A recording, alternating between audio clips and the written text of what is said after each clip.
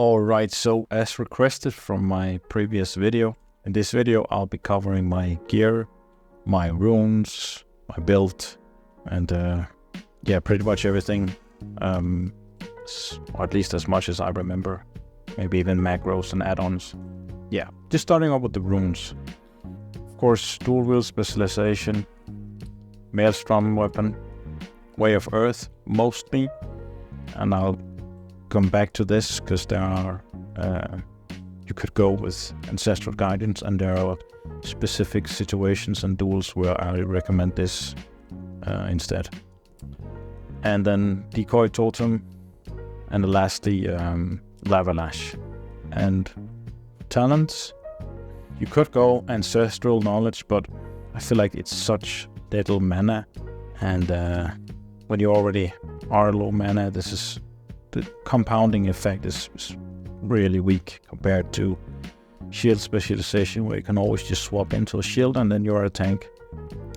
And of course, Thundering Strikes and improved the Ghost Wolf, or the fast Ghost Wolf, so a little bit more mobility in PvP. You could go with Guardian Totems, not so much for the Stone Skin Totem or Windwall Totem, but mostly for the 2 seconds reduced cooldown on your Grounding Totem, which is great against casters. I pick up two-handed weapon specialization just to have the option to swap to a two-handed weapon. And Anticipation, 3% extra dodge. It's a lot of survivability if you dodge, let's say, a Mortal Strike, or if you dodge a let's say a Mutilate from a rogue, or basically any melee, or could also be a ranged attack. I think you can dodge those, can't you? But anyway, this is overall better in my opinion for survivability. Flurry, of course, and elemental weapons, parry, weapon mastery, and Stormstrike. And in a previous video I was talking about going for, instead of Stormstrike, going for Elemental Fury in my Spell Hands video, but since they reduced the cooldown for your Stormstrike and added some extra, you hit with both weapons of course and stuff like that, and they reduced it to 6 seconds, and I think they've reduced the mana cost as well, and so on. So now this is gonna win out every time, I think, compared to going for Elemental Fury and Elemental Devastation. So pretty much just your basic enhancement build. Yeah, and for gear, some Scarlet Monastery, I'm basically just going for as much stamina as possible. And of course the obvious choices, if you have a great item that maybe doesn't have as much stamina on it, but it's just an overall great item, of course you're going to go for that one instead of, let's say, a necklace 12 stamina. I have that instead. I could go with that, but this is just, it's too good to pass up, right? But else I'm going for as much stamina as possible. You see here my cloak, chest, enchanted with health, bracers, enchanted with more stamina. These are my weapons, gloves, and for PvE I have these with extra mace or fist weapon, which is huge for PvE. It's my belt, and I'm still working on getting the last piece, the chainmail for my S3 set. Gonna test out how good that actually is, if it's worth it. But I feel like it probably is, because enhancement really does need that extra mana in PvP. Especially because I'm running Way of Earth, so I don't really have any way of regaining mana. So yeah.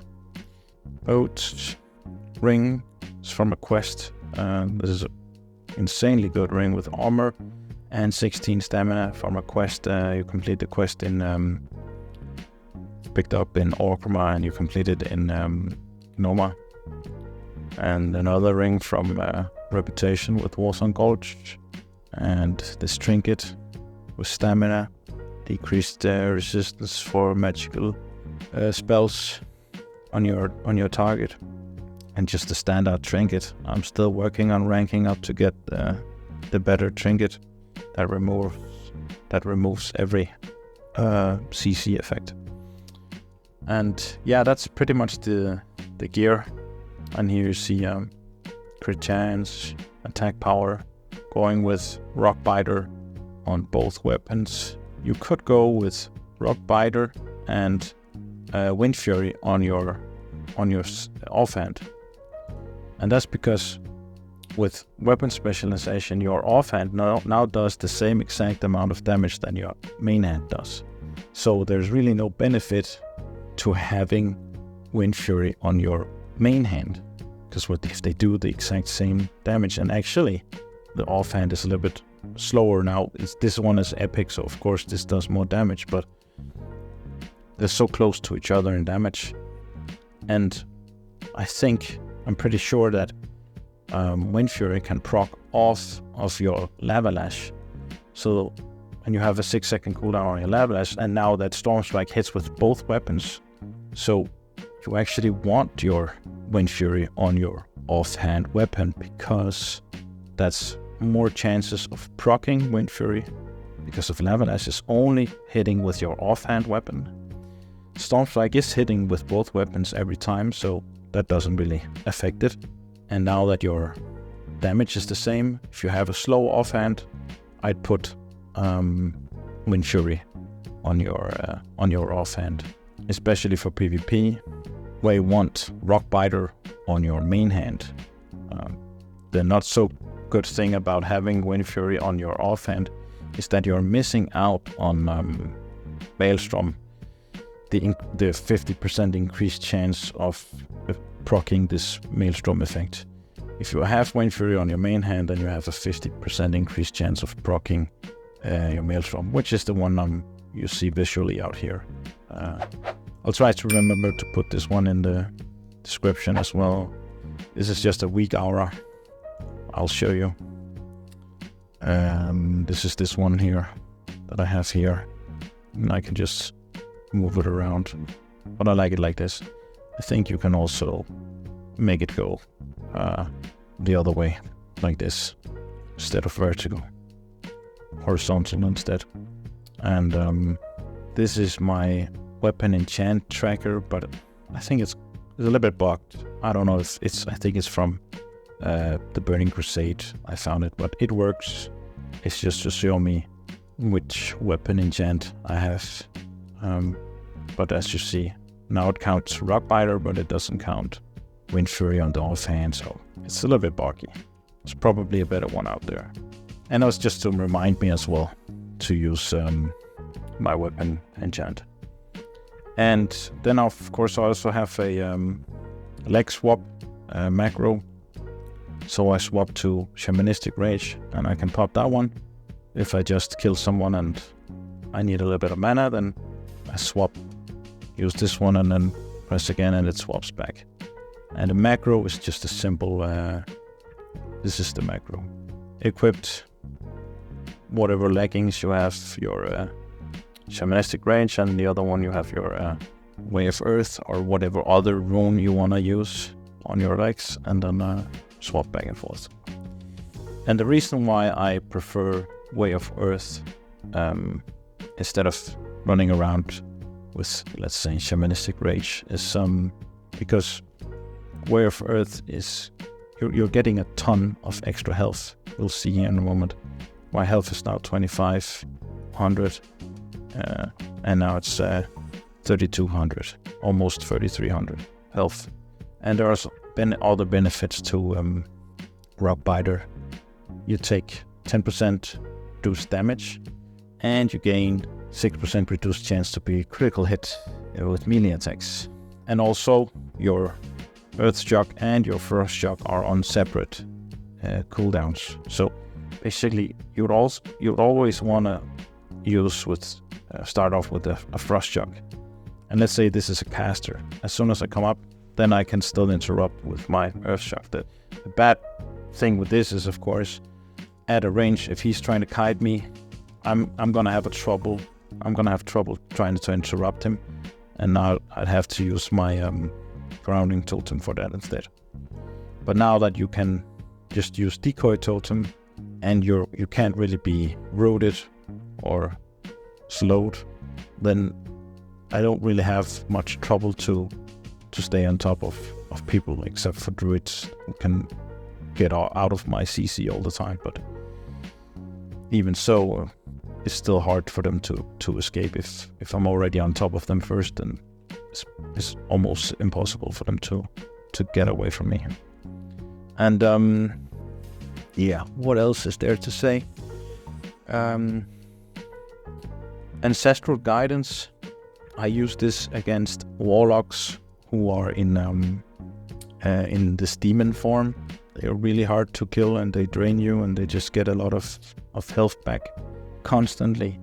So if you use this one instead, and maybe even Wind Fury on your main weapon, so you benefit from the 50% increased chance to get Maelstrom weapon. Sometimes I even go for this. And then you attack, you get, I'll show you. You get the stacks much faster. Let's say I'm a low in health. I'd be low in health at some point soon. If this was a warlock, I'll show you on the next one here. You have to be low on health for this ancestral to give you the damage from the healing, because you actually need to be healing the amount that it's supposed to do in damage, right? If that makes sense.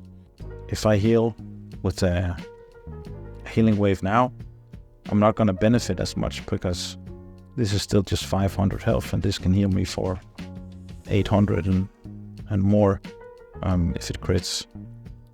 So let's get a bit lower in health. Maybe a show on this warrior. So I use my fire thing, and then I use this one, and then I heal myself. Okay, he died. I'll show you on this one. And now I heal myself. The amount that I healed, the mob takes in damage. So this is incredibly bursty.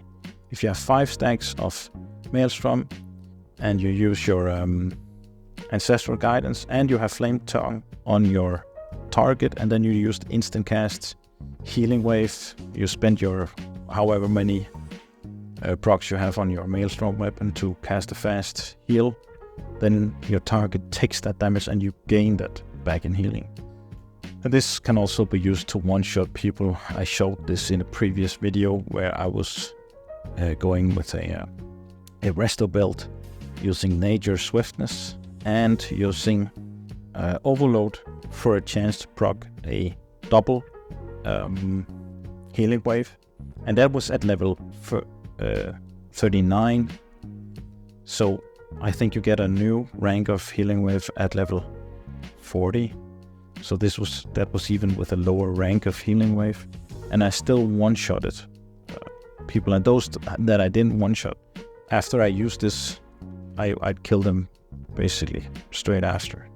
And you can bind a healing potion into this as well, and it would also do the healing potions damage. So if you're really, really low in health and you pop this, I made a macro for it, Panic, where it would pop Ancestral Guidance, then Nature Swiftness, then instant cast Healing Wave, which has a chance of proccing 2 times with Overload, and a healing potion on top of that. And as long as you have Flame Tongue on your current target, then all of that healing would convert to damage on that target instantly. So, and that's gonna be an insane build come level 60, because what is Elemental Mastery worth anymore? You have 100% crit chance on your Lava Burst anyway, so this is not as beneficial anymore. So you just skip this point here, and then that extra point you put in here instead in Nature Swiftness. And then you'd always be able to do this one-shot thing while still getting everything else in the Elemental talent tree, right? So, but that's a video for another time. That's I'll show you when we get to level 60. That's probably gonna be a crazy good build at that point. But for the most part, I'm running with Way of Earth on my legs. It's just, I've tested it a lot. I also tried Earth Shield a lot, even with the new buff. With Earth Shield, it heals a lot more. It scales better with plus healing, and it has 9 charges instead of 3. But it's still Way of Earth. It's so much survivability, it beats it out. And it's probably gonna get nerfed soon. So I think Shamans are doing pretty well in PvE as well. So it seems like this is what the team is looking for, mostly PvE balance. I don't know why, because vanilla is all about world PvP. But anyway, see my previous video if you want to hear my rant about that. But yeah, what else is there? What I've done here with Stormstrike and with Frost Shock and Flame Shock is just very simple macros where I put in a startattack macro on those abilities. So yeah, just to make sure that I'm always attacking. Enhancement Shaman is incredibly simple to play. There's really not much to it. It's using your decoy totem, using your rounding totem, frost shocking, earth shocking if they're about to cast a spell, and then using your Lavalash and Stormstrike. And I also put those two into one ability, so I don't have to use 2 separate keybinds for that. And there's no real need for that. God, I'll try to see if I can get up to this guy. That's it. He died pretty fast. And as soon as you're done with the fight, swap over. As soon as you leave combat, you can do the swap. Get full mana, and you're pretty much ready to kill a row. Right, just like that. And if you're low, little instant cast healing wave, and you can keep going. But back to this macro, I'll just show you guys this macro. It's just a cast sequence. So casts Stormstrike, and then Lavalash, and if I haven't used the spell for 6 seconds, then it resets and shows as a Stormstrike first, and then I start attack, so I start auto-attacking, even if they're both on cooldown. So look like this. Stormstrike, Lavalash, and then Stormstrike, Lavalash, back and forth. And since they're both on a 6-second cooldown, you don't need them on separate abilities. You can just macro them into one bot. And for PvE, I use my Razer mouse, which has a program that I just click on the side of the mouse, and then it just spams F constantly. So I'm not pressing F, but this is my my lava storm macro that it just presses at this pace constantly forever. So I don't actually need to press anything when I'm fighting in PvE. As soon as I have 5 stacks of Maelstrom, I hold down control, and then it uses chain lightning, instant cast chain lightning. It makes it easy because you can just focus on the boss mechanics and focus on everything else in the fight. You don't need to think about constantly pressing specific buttons or having a rotation or something like that. It's just everything is automatic. And as soon as you see this turn, it's not pink, was it? Violet or something, can't remember in English. Then you hold down control, and then it uses your chain lightning.